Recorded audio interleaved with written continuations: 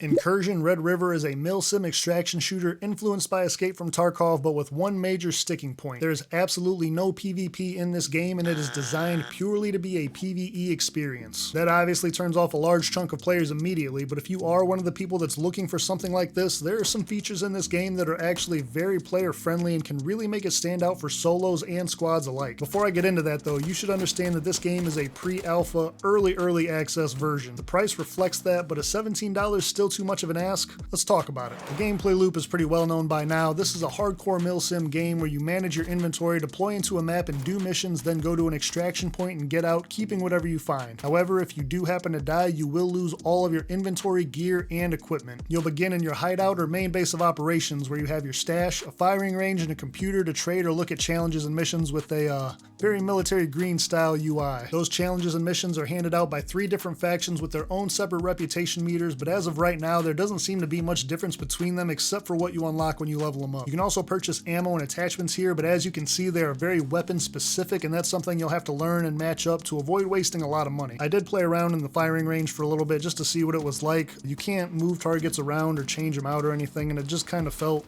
weird, but I guess it's there if you want to use it. Once you're ready to head out, you can actually decide to deploy at night or during the day, and this is something that took me an embarrassing amount of time to figure out. I thought this arrival time was static, but you can change it between AM and PM to reflect a night or day mission, and that's a great feature. It is pretty noticeably bare bones when you deploy, and even when you extract, there's no fanfare, sound effects, or events, just a silent countdown and some loading screens. And to me, that's kind of anticlimactic, but I'm sure that all will get adjusted later. By pulling up the GPS, you can see the entire Quarry map, which is the only map available in the game right now. The second map has been confirmed by the devs, but is likely not launching until much later, possibly even into 2025. The GPS was my lifeline, but it's kind of a gift and a curse as there's no real on-screen indicators in this game, but the GPS also tells you exactly where the objective is, so that can kill some of the exploration. As of right now, Quarry has a few POIs with some buildings and a base, but it's mostly jungle. For the most part, I think it looks pretty good, and I'm easily amused, so I like the physics and how the plants move when I walk around them. Performance and frames could be a little bit better, but I stayed right around 100 FPS with DLSS running and some of the heavier things like shadows and lighting turned down. I should point out that there is no controller support for this game, and I doubt that there ever will be, but if you've played mouse and key shooters before, the basics are pretty standard. You can lean left and right and even